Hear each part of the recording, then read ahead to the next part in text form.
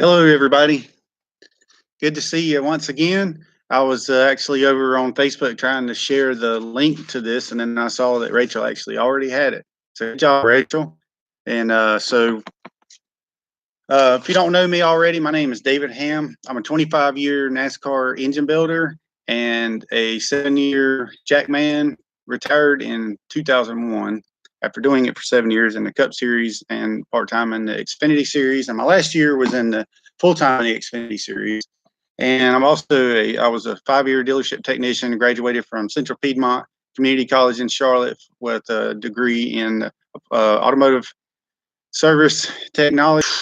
All right, I got all that out of the way. So that's who I am. If you're new to this channel, hit that like and subscribe, like on the video, and click subscribe, because every Monday night at 7:30, I come on here and I talk about NASCAR.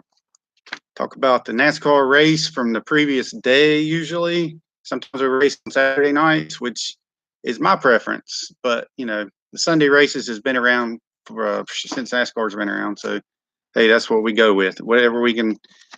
Whenever we're racing NASCAR, that's what we want to watch anyway. So hello, everybody. In case you haven't noticed my shirt and my thumbnail, I was doing this right here to show you that I got this t-shirt today from CrossFit 77 in Mooresville. You can check them out on Facebook and Instagram. And I was in there working out, and Doug Yates called me out because I had on a Jet Fitness t-shirt. We're not supposed to talk about that. Anyway, I had on a t-shirt from a competitor down the street from CrossFit 77. So Doug Yates is like, hey, you should probably give him a shirt, and maybe he won't wear that shirt in here anymore. So they asked me, how long do you go to that other gym? I said, I go there one time a week, typically, but I try to go to these guys twice a week. Obviously, I need to stick with it a little bit more, but hey, I'm doing the best I can do. But they give you a good workout up there. CrossFit 77 down in the Lakeside Park in Mooresville. So the race pretty much ended not to the favor of the Fords, even though we had some really good runs. We looked really strong there for a while. The 12 car set a track record in qualifying, and it was just looked like it was going to be a 4-day with Joey and Brad, and they had some issues. But all in all, by the end of the race, Kyle Busch won. It was his 54th career Cup win, and he tied Lee Petty for all-time wins in the Cup Series, and that's his 8th win at Bristol, which is pretty impressive. Can't say much about that. It's not 12 that someone else has, but hey, it's pretty good. And I wanted to talk a little bit about, we had an announcement before I get to the race rundown and all that kind of stuff. We had an announcement about who is retiring, and Darrell Waltrip, Mr. Boogity Boogity Boogity himself, is going to retire. And so he's been commentating, I guess, 17 or 19 years, something like that. But I didn't know if anybody knows where the story of Boogity Boogity Boogity comes from. So I have it printed out here, and I'm going to read to you exactly where that came from. So it was David Hill. He was the former Fox Sports chairman. That is coming from Darrell Waltrip. That kind of motivated me to do that. I said, David, we're doing these races, and they're excited to do exciting. It says exciting to do. Okay, here we go. Now I can see. But they start the race, and all I hear is, and the green flag is in the air. I said, are you kidding me?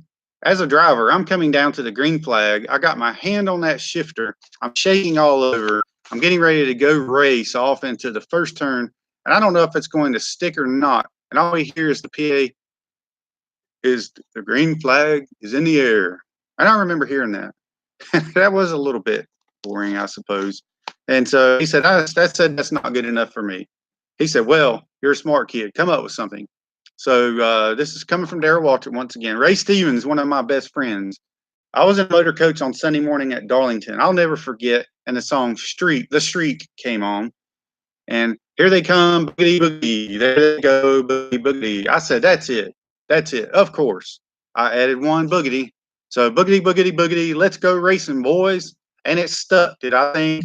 that if I did that for 19 years, I'd still be doing that. So it's 19 years. Um, so anyway, he says it's a blessing and a curse. Some people love it, some people don't. But you know that, and they don't even know how to start a race. They start it that way. Other people think it's the dumbest thing they've ever heard. So I'm caught in a trap. But you know that goes to say you can't please everybody. And I got to be honest with you. Sometimes I've heard it and I've been like, seriously.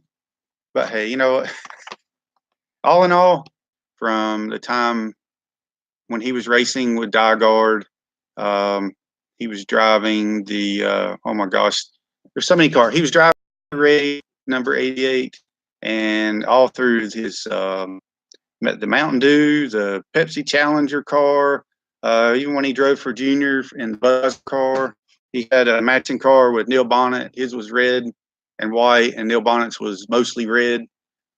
You know, all through those years, and then into the Western Auto. And coincidentally, Jeff Hammond turns out to be basically my neighbor out here, out in the country. So, in case you haven't noticed, I'm growing my hair out. It's actually growing a lot of gray right now, but I'm growing it out for the play that I'm going to be in. It's the Tom Dooley Project play, and I got some chops going on just because I did the same thing last year, and so I figured I'd stick to it. I'd stick with my character, and as you can see in this picture, there's my character, the one down with the hat on, because that's the hat that I'll wear. Tickets available on eventbrite.com if you're coming to Statesville. We can't fly you in, but hey, there is an airport in Statesville you could fly into. All right, let's see what we got going on here. If there's any comment. Sorry, I'm trying to see down. Oh, Scott Trevison, rub it in, buddy. He says it was 80s today. Man, we had some serious storms out here. I was wondering if I was going to be able to do the show from my shop, but so I got to tell you a little story about Scott. And Scott said that's Jenna's favorite song, the Boogity Boogity song. All right. So I'm sitting here watching the end of the race right over here on my television. Here, I'll show you my shop. Sorry, I got a little note. Right over there, my television on the other side of that car, on the wall. And I'm sitting there watching the race, and then I had texted Scott to see how he was doing because it's been a little while since I talked to him. I guess a week since we've been down there. And then he calls me on FaceTime. He's 3 miles out from Ponce Inlet in Florida, which is now south of Daytona. 3 miles out in the water, having a little party, getting ready to jump in the water, you know, nice and warm. So, you know, gave me the itch, and I want to get back down there. And I think Tracy probably wants to go too. Yes. Right, Tracy? So Terry Quinn says it was 81 there today. Paul Rodriguez says it was 89. Terry Quinn's in Oklahoma, Broken Arrow. Paul Rodriguez is in Florida. I'm not sure where in Florida. Where are you at in Florida, Paul? And then Linda Inks, where are you at? 74 there. I think she's in Pennsylvania, if I'm not mistaken. And let's see who else we got on here. Tom Robinson, what was your high today? I actually called Tom on my way home. Tom went to Bristol. He ended up going, had gotten him some passes, or a pass to go in, hot pass to go in the pits. So, Tom, you should tell us about your experience there and tell us about the crowd. I mean, I heard that it wasn't the big crowd that we're used to seeing at Bristol. But you know what? I think a lot of sports are down right now. If I'm not mistaken, tell me if I'm wrong. But I think a lot of people, this is just my opinion, need to get the fans back in the racetrack, but I think we got to make it. So I think it's really easy for people to sit at home and watch it on TV in the comfort of their home, and they have, you know, all these fan cameras they can see, you know, going across the screen and whatever. I'm not saying take a race off TV, absolutely not, because even when the TV was race was on the TV, the stands were packed back in the day. But I'm just saying, I'm just thinking it'll come back. Trust me. NASCAR will come back. There'll be more fans in the stands. And that's just the way it is. Right now, for whatever reason, they're not. If you got any suggestions, best thing to do is just get up and go to the race. You know, if you got any suggestions, put your suggestion out there. But All right, so we're going to go over the rundown for the race. This is how the race ended. The top 10. Yeah, I'm going to do the top 10 for the live leaderboard. So Kyle Busch first, Kurt Busch second. So it was the brothers racing to the finish line. And Kurt had a little bit of trouble there with like 3 to go. He got a little bit loose. So other than that, he may have got up there. And I think I heard him say something about he would have bumped his brother out of the way. So, and you'll have that at Bristol, that's for sure. All right, so Kyle Busch first, Kurt Busch second, Joey Logano third, Ryan Blaney fourth, Denny Hamlin fifth, Paul Menard sixth, Clint Boyer seventh, Daniel Suarez, Ryan Newman ninth, good run for him, and Jimmy Johnson 10. So out of the top 10, guess how many Fords there were? And Rachel, you'll be happy to hear this because I know Rachel was just saying how disappointing it was. And there was 6 Fords in the top 10.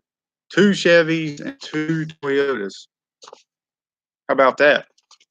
And we had dominant cars, but it just didn't work out in our favor for this race. But hey, it's NASCAR, and there's always next week, except for the week after next. We got a week off, and I'll be off that Friday, so I'm looking forward to that. Tracy, you want to go on a road trip? I think maybe down to Florida for Easter weekend.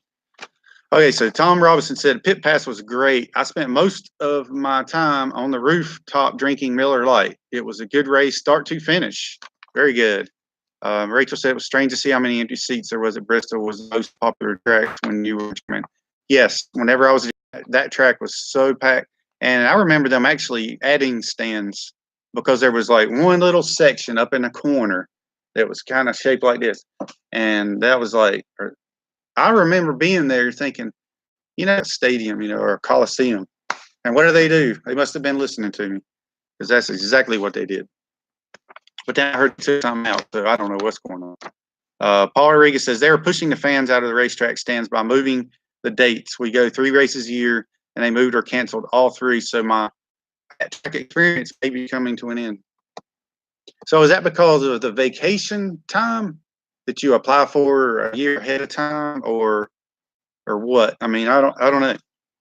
I'm just inquiring on this because it's actually been a while since I've been to the race as a fan. I've been wanting to go, but it just seems like every time I plan to go, then we got a vacation coming up, or I have some event with Chili's or something, or I got work to do.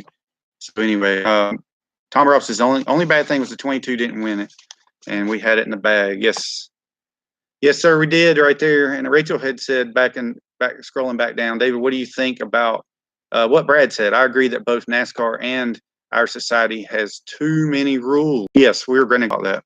And Rachel also said just didn't like how Darrell favored Kyle Busch and Toyotas to where it became ridiculous. And I totally agree with that because I do remember listening to the race, and you would hear Darrell saying Kyle Busch's name so many times, probably more times than I heard Danica Patrick. Just saying. But hey, you know what? Everybody's got their favorite drivers, and if I were up there, I would be talking about Ford. So I don't know. That's what we need. We need to get a who would be a good former Ford driver? Okay, Jamie McMurray, but he switched over, so I wouldn't really call him a Ford driver. I don't know. Think about that. Who would be a good driver or former driver that drove for Ford that would be good in the stands? That would be loyal to Ford. Let's say that too. You got Matt Kenseth, but he also crossed over. So we really need to get a good Ford ex-driver that would be a Ford lifer. I mean, I hate to say it. I don't know if I hate to say it. I think it would be entertaining. Bill Elliott. Awesome Bill from Dawsonville. Because Bill was a huge, that's all he ever drove as far as I know.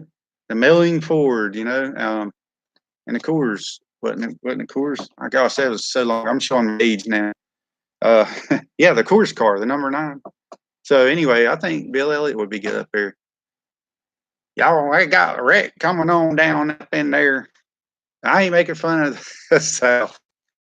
I certainly love all my Southern friends because that's where I am. And you know what? One thing I've always noticed, the more I talk more Southern when I get around my more Southern friends, by the way, and vice versa. uh, yeah, Rachel says Bristol does look like a fantastic track to go to. Yes, Rachel, that is one of my favorite tracks. You know, there's so many, too many to say is my favorite. I mean, I could go to Talladega and it'd be my favorite. Then I go to Bristol and it'd be my favorite. You know, and they're two. What Talladega's like 2.66 miles and Bristol's like half a mile. So I mean, they're two completely way different tracks. But you know what? The racing is good there. It's not boring at all. You can sit and what you do is you pick which car, who's your favorite driver. You pick a car and then you just follow them and you watch them. And if that you won't see them just riding around behind somebody else all the time. They're going to be passing. They're going to be trying to get to the front. You know, if they don't, then you probably should pick another driver. You know what I'm saying? Okay, Paul said end of July Pocono, moved to July Daytona to August. Homestead is in March. Yes, for 2020. Yeah, you know, I was actually tempted, thinking maybe I should go to Homestead since this is probably the last time for now that it's going to be run. It's the last race of the season because you know, I think that's funny. Okay, there's another good one, Tom. Hut Strickland. Yeah, Hut Strickland would be a good one.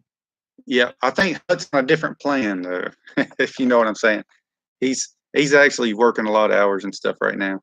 But he's and then Scott Beerman says that Bristol is like flying a jet fighter in a gymnasium. Paul, you're going to Homestead. All right, I might have to ride down there. Tracy, road trip. Or you know what? If you can't get the time off, I'm gonna be off. All right. So Tom says, rumor there was the next year will be the last spring race at Bristol. Okay. Maybe they'll move the race to Bristol. Or maybe they'll have the night races. I don't know. I'm just saying. I kind of prefer the night race myself. All right. So I'm gonna go a little. I'm gonna do a little bit of a race recap. So and Milo says Bristol is action packed and close racing. That's for sure. It's called the Coliseum now. You know, and that's a fitting name for that track. So I said, okay, which one? All right, so first caution was brought out. The 24 car, William Byron, he got loose in 1 and 2 and got into the 10 car of Almirola.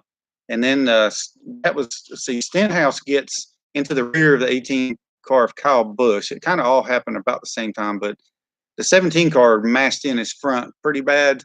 They ended up having to come into the pits and rebuild his air dam and refab the whole front of the car, and so they kept him busy for that. I don't know how many laps he went down, but yeah. So the 17 had a pretty tough day, but despite wrecking, spinning Kyle Busch out, and I think everybody had a dent in their bumper. You know, it sounds like, but Kyle Busch ended up coming back to win, as I said. I'm not going to say that name anymore because we already heard that enough during the race, didn't we?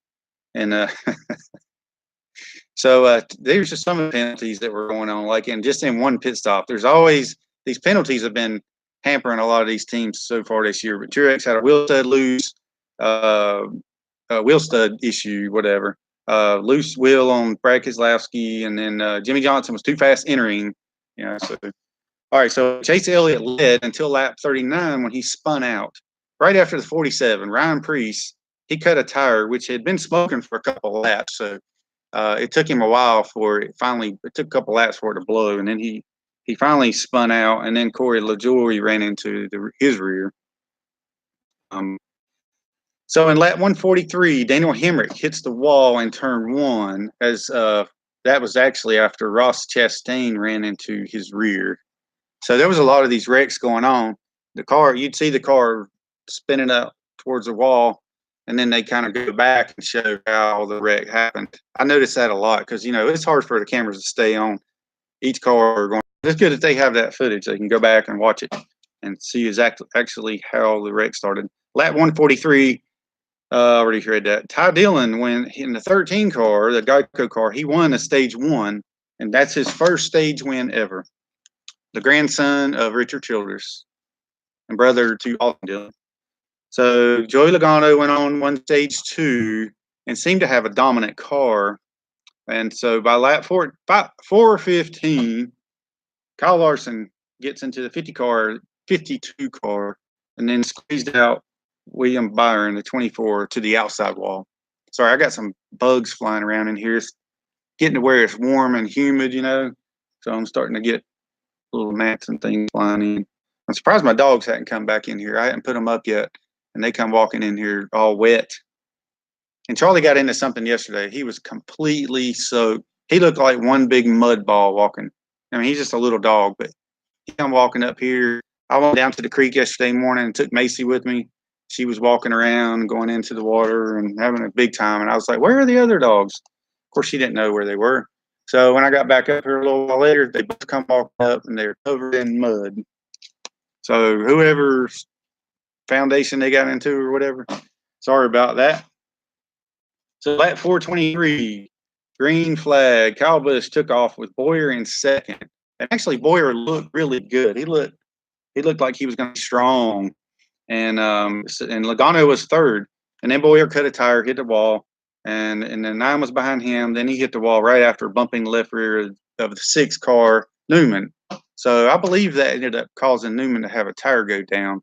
And he still ended up finishing, what did I say? He finished 9th, which is still pretty good, considering. But Ryan Newman, one thing about him at Bristol, he's not going to move out of the way. So he was holding his own, that's for sure. But all right, I'll go through this right quick, and then I'll go back to the questions. Yes, so the lap 47 green, Kyle Busch out front, because I already said 2. Logano was moved to the front fast, really fast. And so the 18 and the 1 was out front, the Busch brothers. And so they ended up finishing 1-2. And the last time they finished 1-2 was in Sonoma in 2015. That was the last time they finished 1-2. So my question is, a little quiz question right quick. Who has the most wins at Bristol? What NASCAR driver has the most wins at Bristol Motor Speedway? Well, I'll read some of these questions. And I can't wait till I can shave this. That's going to be, I'm getting it to where I can do my curls for the play, or this curl out my mustache, but it's just really annoying. So yeah, the 11 car penalized again. Yeah, I mean, there's a lot of penalties going down. So most of them I see, the 11 car, yeah, he was speeding again coming off of pit road. And so he knows he messed up. And that's something that I bet you he'll get that under control, because it actually has cost him, I think, at least 2 races this year, or to finish in top 5, I would say, top 3. So video game R. Hi, I'm new. Hey there, welcome to my show. It comes on every Monday night at 7:30. And if you're watching NASCAR race, that's what we're talking about. And do you watch NASCAR? All right, so let's go down. Let's talk about the question: who won the most races with 12 at Bristol? Somebody look that up. I thought it was Darrell Waltrip. Paul says Junior Johnson. I thought it was Darrell Waltrip that won 12, because I just remember Darrell winning all the time. And I meant to look that one up to make sure I was going to be right on that. But what we can do right now is go through some of the I was going to talk about what Brad, the controversy with Brad. He was called to the pit hour and where to line up. So this was what happened. 21. Okay. Near the conclusion of Sunday's Food City 500 at Bristol Motor Speedway, some late race confusion within the 2-team camp came to the final restart order, resulting in NASCAR black flagging and upset Brad Keselowski, who went to the NASCAR hauler after the race for a discussion. We all knew that was coming. So he said, with Keselowski's team, Keselowski pitted during one of the final cautions, and upon exit was ahead of cars on the track that had not pitted. NASCAR attempted to correct the restart order through communication with spotter Coleman Presley via the race channel. With Keselowski's team taking issue with the running order, NASCAR race control waved off one restart attempt, then went back to green flag conditions with Keselowski's number 2 still outside of the double file lineup. NASCAR officials issued the team a pass-through penalty for disobeying a NASCAR request on lap 7. The penalty was served 4 laps later. And yes, I've seen this many times as a jackman. When you get that black flag, you better go ahead and come in because you're only hurting yourself. So unfortunately, Brad didn't get the. I guess maybe he thought he was in the right, and so he didn't make the right call at the time. But when you're out there and you're running good and you want to do, sometimes it gets very confusing. And I can only imagine being a driver out there. And sometimes other teams might jump in there and totally mess you up too. I mean, there's a lot to that. There's a lot more that goes on behind the scenes, sort of. But in the end, Keselowski was visibly upset on pit road after the 18th place finish, in which he led 40 laps. But after a discussion with NASCAR officials, he understood where the mix-up happened and said NASCAR made the right call. So yeah, I agree. The 3 cars screwed Brad, and Paul says, and then Paul says the 22 and the 2 should not have pitted across the 22, in my opinion. Yeah, I think that they probably know that, because in the end, Kyle Busch didn't pit. Pit strategy helped him to stay out front. So that was it. Teaser, I met with NASCAR. This is what Brad said on Twitter. I met with NASCAR and understand what happened on the last restart now. Bummer to throw away a great race. We had a shot at winning, but in the end, after hearing all the information they had, made the right call. All right. So we're going to go over to some Richmond track facts now, because the next race is going to be Richmond next week. Okay, so I mentioned, actually, going back to the beginning when I mentioned Darrell Waltrip retiring, I was going to read this right quick. Sorry, I got these bugs flying around me still. After being involved in NASCAR for 60 years, 2012 Hall of Famer and 3-time NASCAR champion, 72-year-old Darrell Waltrip stepping out of the announcer's booth after 19 years. Yes. And here was something else that I thought was pretty cool. This is a race highlight from Bristol. With this, Kevin Harvick failed pre-race inspection 3 times, lost the engineer, passed through penalty at the start of the race, loses 3 minutes practice at Richmond. Failures apparently had to do with the camber and toe, depending on the time through. Areas that passed on were, anyway, basically, he still ended up, where did he end up finishing? 12th, 14th, something like that. So he was able to, after the penalties and after all that he went through, he was still able to get up there and finish. Had a good finish. I think he ended up 14th or something like that, or 12th. All right, so, and this was, we were talking about the empty seats, and there was one thing I read on Twitter that Kenny Wallace was saying. He's like, I cannot worry about, he says, why does fan attendance at a sporting event matter to anyone? Because I have seen a lot of people going on and just blasting at how the seats were empty and all this kind of stuff. And he said, I cannot worry about something that I cannot change. And it does not affect my life. About that. And the other thing that came up was some of the drivers were complaining about the hotel prices. And I'm sure that Tom's probably run into this before, and Paul, how that Clint Boyer and Jeb Burton are speaking cases. It isn't fair to our fans. And Clint Boyer said, I had some curiosities. This is what I got. Johnson City Courtyard, $319, but are now taking walk-ins at $105. Hampton Inn, $308. Will back down to $133 on Monday. Reason he gave, it's race weekend. And it makes him mad. This is coming from Clip Beer. Excuse me. So anyway, and another news, NASCAR has warned. I want to get your opinion on this. What do you guys think about this? Because I might tell you how I feel about it, but NASCAR has warned drivers that they could be fined if they fail to give interviews or are verbally abusive towards the media, which I get that. Fine could be $10,000 to $50,000. What do y'all think about that? I think they should be fined. I think they should be fined and dock points or whatever, because I think that's not. And I think they shouldn't be abusive towards. All right, the fans. There's a fine line there, because some fans can be cross line. But just to be obnoxious to a fan just because, I don't think that's cool. You know, like last year, whenever Danica kind of said they don't pay me to do this, when the fans were wanting autograph, you know, that's not good. Look where she's at now. So I think D'Lo says, I think that's great. They need to respond and let us know what's going on and be polite. Yes. Tom Robinson says $308 for race weekend. Monday prices went back down. It's BS. Yes, I agree with that. And Paul Rodriguez says it's usually driver 18. That is a problem. There you go. That's right. So NASCAR, here's another news. NASCAR moves towards a new sponsor plan despite Monster's offers. So apparently Monster has put in an offer, and NASCAR's kind of moving forward with just checking out other sponsorship. So the new sponsorship model will bundle assets from NASCAR. It tracks TV networks and teams in hopes of increasing value to make it easier to sell to prospects.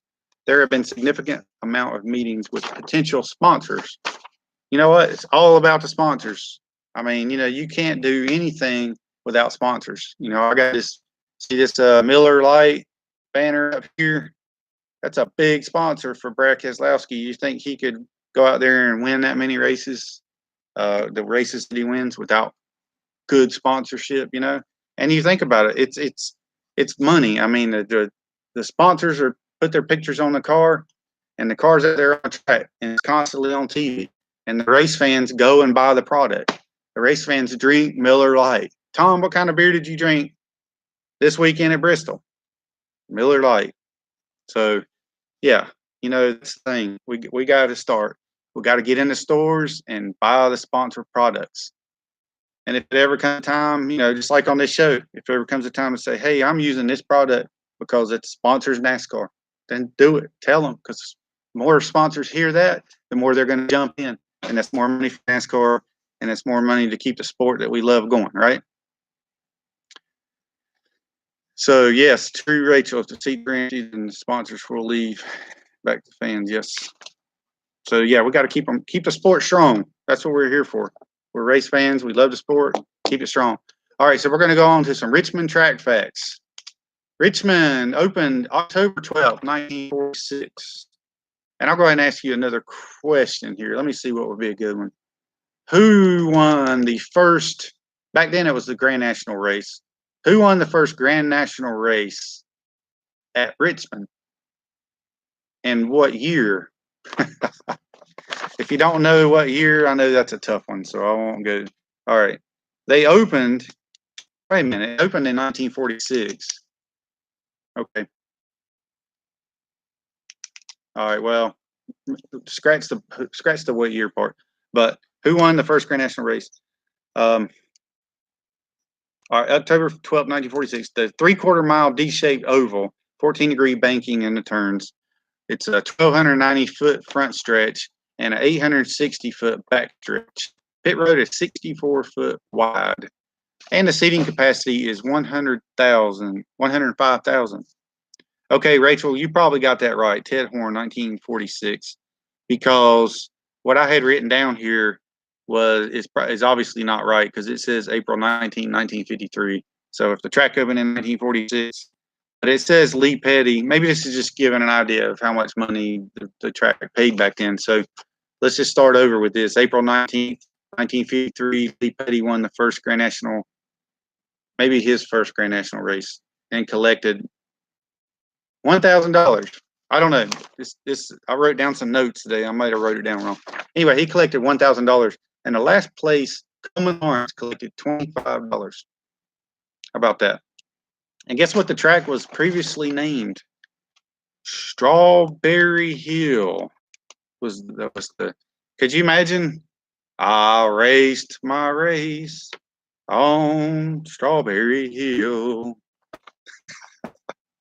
You know, kind of like Blueberry Hill, but all right. Yeah, all right, Rachel. So you must have got that right.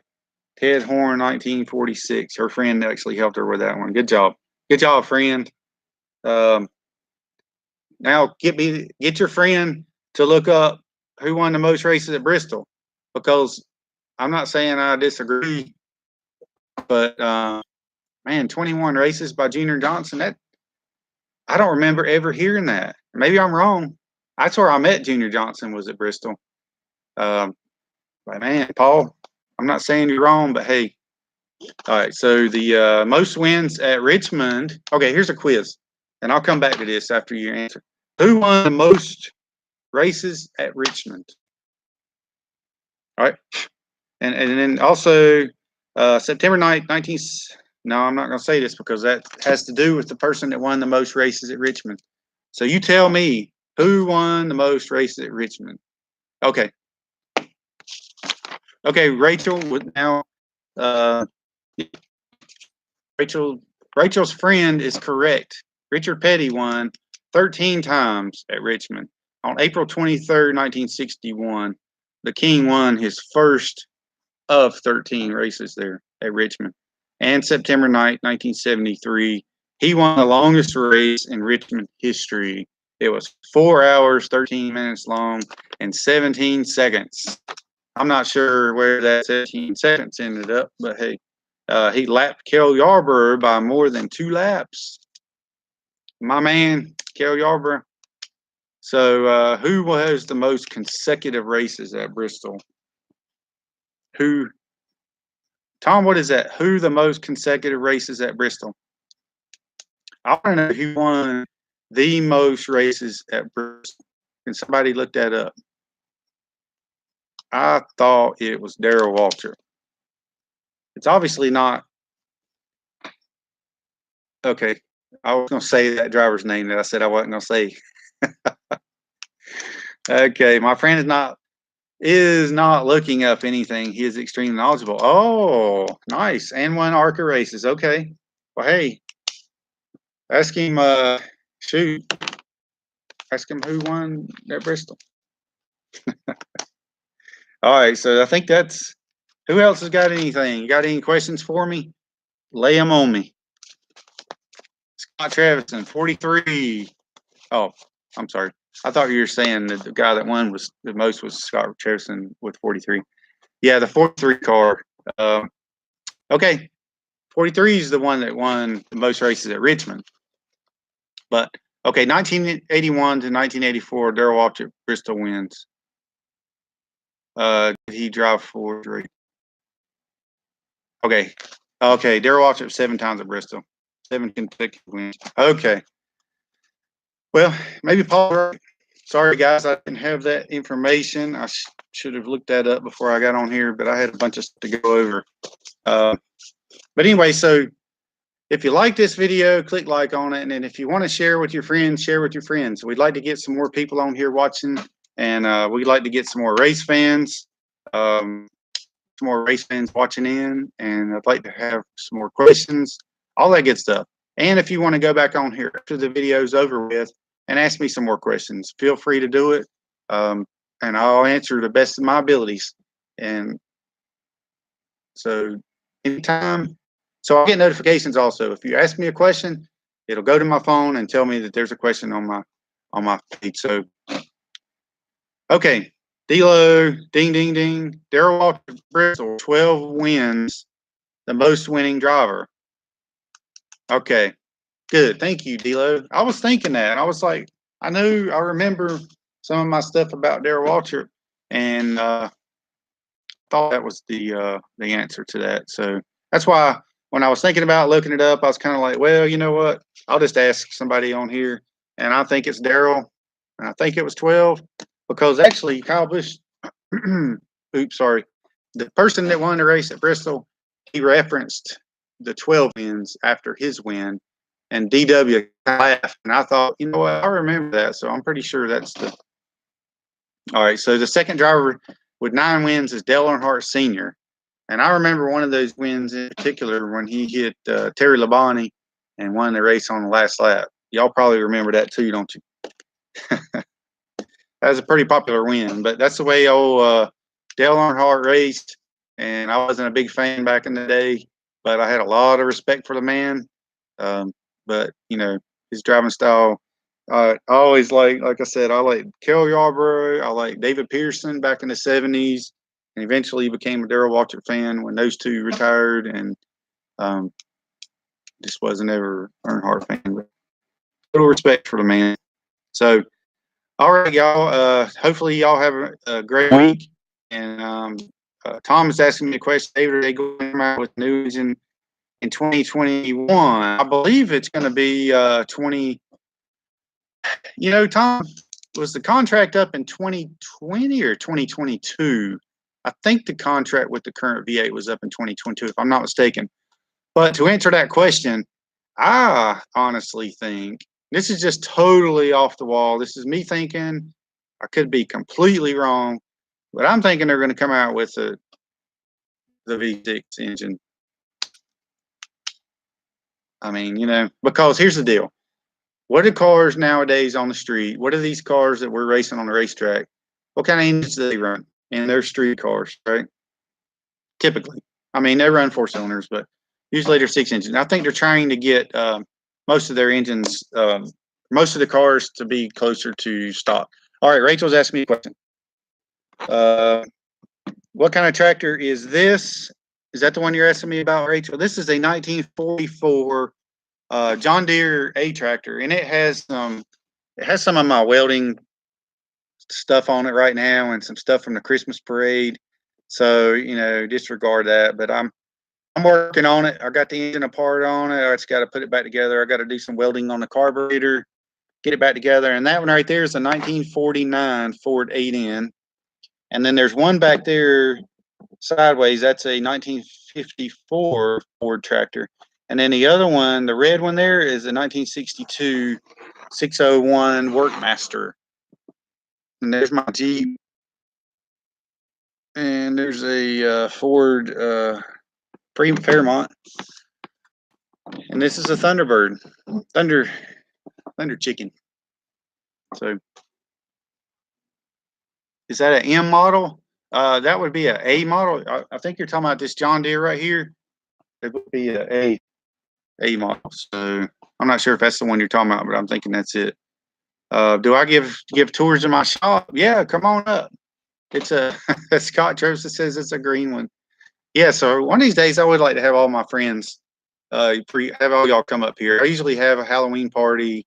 I haven't been having enough parties. I've had some bonfires out here and stuff. So yeah, come on up. I'll have you over sometime. And then maybe Beer Man. Maybe we can get him to come back from Florida. You know, I don't know. I think he looks like he's going to stay down there, apparently. Yes. Rachel says, Hamm race shop tours. That's right. Yep. Well, I do have a race engine over here, too. So I just have to get busy on that. It's one that needs to be rebuilt. But all kind of stuff going on all the time. On top of my landscape business, on top of my WAME Chillbilly stuff. All kind of stuff going on. Tom Dooley Project. Come see me, Statesfield, tickets on eventbrite.com. Check out my, Tom's had the tour, and Paul, bring the hamburgers. Check out my, let's see, check out our NASCAR country. And post a lot of stuff on there. I'll post some stuff from time to time. A lot of times I'll post my links to my different videos that I have going on. Check out some of the videos on this channel, some of the ones on my Hamscapes channel. I'm going to continue. I posted one video on my Hamscapes channel, but what I'm going to do is I'm going to start posting videos of how-tos and how to repair stuff, how to take stuff apart, what stuff looks like on the inside. I have all kinds of parts around here. I'm just going to start taking things apart and doing a video, and you can come on and watch the video. So that's on Hamscapes. And then I also have an ancestry one. And if you're interested in learning about how to do your ancestry, looking up your ancestry, that kind of stuff, I've got one called Hamcestry. It's HAMMCESTRY. So check out that channel. And so, yes, sounds like a fun Ford party. And you know what else I'll do? I'll give you some tips, some ride around on the tractor. I like doing little hay rides down through here on my property. So we'll go down to the creek, maybe do a little arid hunting. So anyhow, don't forget to click like if you like. and share all that good stuff. Hit subscribe, turn on that bell notification so you don't miss anything. You don't miss the next video. It'll be next Monday night at 7:30, and maybe I'll have a special guest then. I invited one of the guys that I work with today to come over, but I think with this bad weather we had tonight, it kind of scared him off. So maybe he'll come on here next time. So anyway, y'all have a good evening, and thanks so much for watching. And we will see you next Monday.